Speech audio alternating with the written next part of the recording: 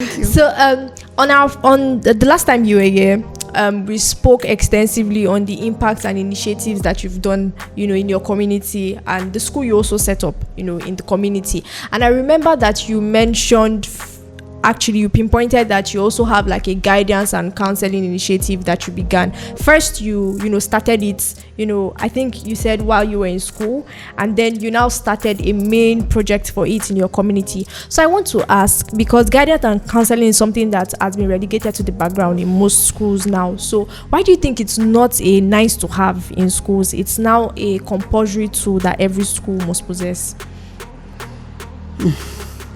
Guidance and counseling is something that all the schools must possess. Although Lagos State government, I give them bravo, they are wonderful. Wow. We have counselors in most schools because if a child has a problem, it will surely affect the academic performance of such a child. Yes. And there are so many problems, so many vices, so many issues that the students may have. Then apart from that, counseling is for all, not only for students alone, both for old, young, youth, and everyone. So it's something that should be taken as priority, not to be relegated to the back. It helps the society, it helps an institution, it helps a life, it helps to rehabilitate, it helps to guide towards the right path for a better tomorrow. Okay, ma. So, in some schools and some families, some parents actually, they see counseling as optional. It's not really, you don't really need to, make a child undergo counseling at certain stages in their academic journey, right? So, what do you think are the challenges? Why do you think they see it that way? And how can we change their mindset towards counseling? It's because of ignorance. That's why they believe that counseling is very, very important. Now, a child that wants to go for a career now needs counseling. Yes, ma'am. Isn't it? Yes, ma'am. It's not only in the school, in the community. Someone that wants to go into marriage needs premarital counseling. Yes. So that you don't have a broken marriage. Yes. Don't have a broken home at the end of the day. Counseling is for all. So there should be a sort of awareness by the community, by the government. Then in schools, every school, whether private or public, should have counselors because there are so many issues that the children are undergoing, the students, the pupils are undergoing. You believe that we have secret courts in some of these primary schools? Primary. Yes, yes. We have them in the primary school, we have them in the college, we have them in the tertiary institutions. But once a child wants to derail and there is something that will bring the child back, then the child will be able to toe the line. And as parents, you don't neglect children. You don't leave everything to the school. You have to monitor your children. You have to make sure you supervise them very well. They go to school, they come back, no checking up, no supervision, no monitoring. And you should try as much as possible as a parent to make sure that you bring these children very close to you so that they can open up. If you don't bring them close to you, they will see people outside that will train them. The training you are not giving them at home, they will give them that bad training at home, and it will affect the society. And they constitute a menace to the society and to the nation and to the whole world at large. Thank you. Yes, I think that's very, because so you mentioned we should have trained counselors in schools. You should have trained counselors in schools, trained counselors all over. In churches, in mosques, we should have counselors. Even if they are not trained, they are not professionals, they can be trained on counseling, guidance and counseling. We call them paramedicals, para-counselors. So those ones that are not professional, we call them para-counselors. Thank you.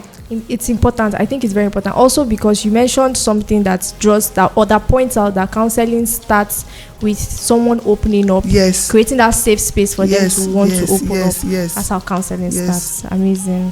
Okay, ma, I'd like to ask, because I'm curious, why do you think more young people are drawn into damaging influences like substance abuse, like violence, unhealthy sexual, immoralities? Why do you think it's prominent among young people? Why it is like that? Yes.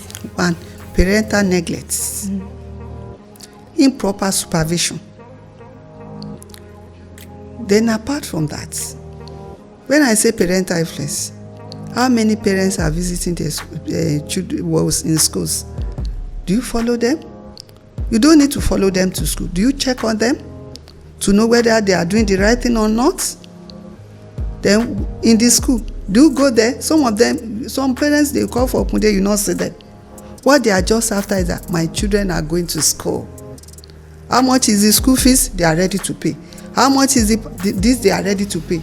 Even in the tertiary institutions. That's why you see some people in tertiary institutions, when they come back home, they look cool, but when they get there, they decide to do something otherwise. Parental influence matters a lot. Then what about the social media? Social media, Western world, at times spoils our youth.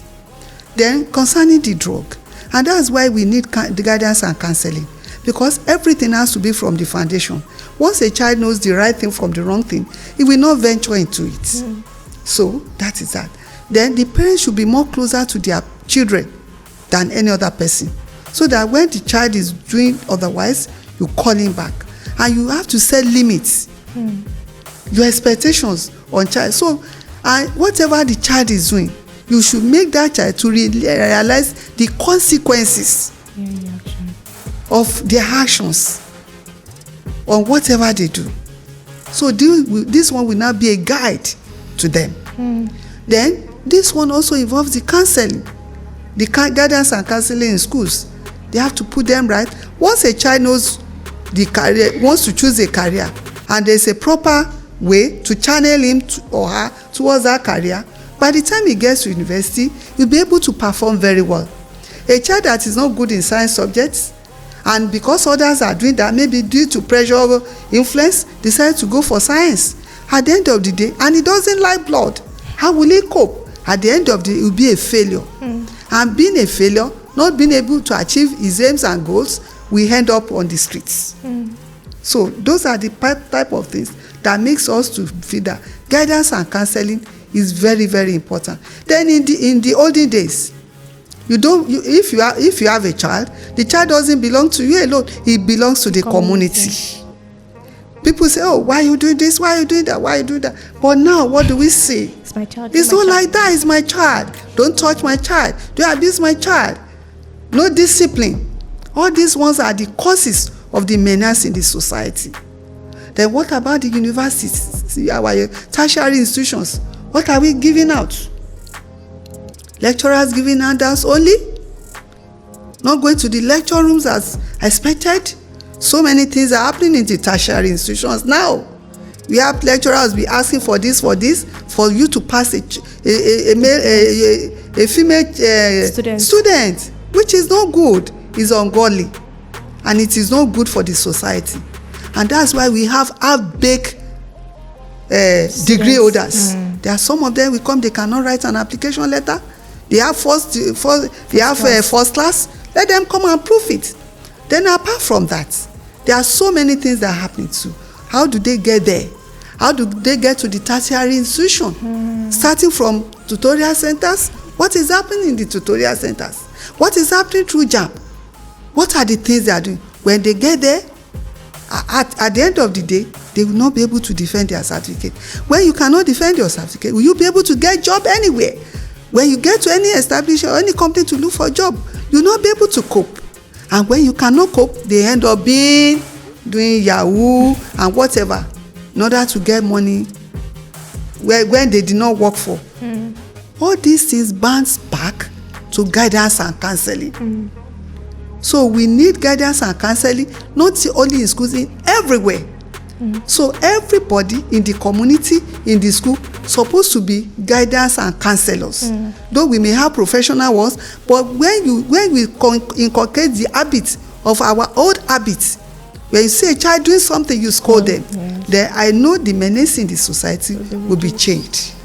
Thank you so much, ma. Thank you. Thank you so much, ma. We've learned a lot. We've shared so much insight on today's episode. Like I said, we cannot cover everything regarding this in one day. right? Because it's a systematic thing. It's something that has gotten deep down into the roots of into the core of our community, right? And then so it takes a lot of intentionality to speak up and address. But like she has mentioned, I believe counselors should be at every nook and cranny to be able to inculcate wisdom into the hearts of people, so that even subconsciously they are able to align with the right things to do. So thank you so much, Ma, for being here on today's episode. Really enjoyed your presence again. You are welcome. Thank you. So thank you, viewers, for listening in on today's episode. My name remains Urolua. We've heard the voice of my Alhaja. Alhaja. So till we cross your timelines again, please do well to subscribe, do well to share this video, and like. Thank you very much.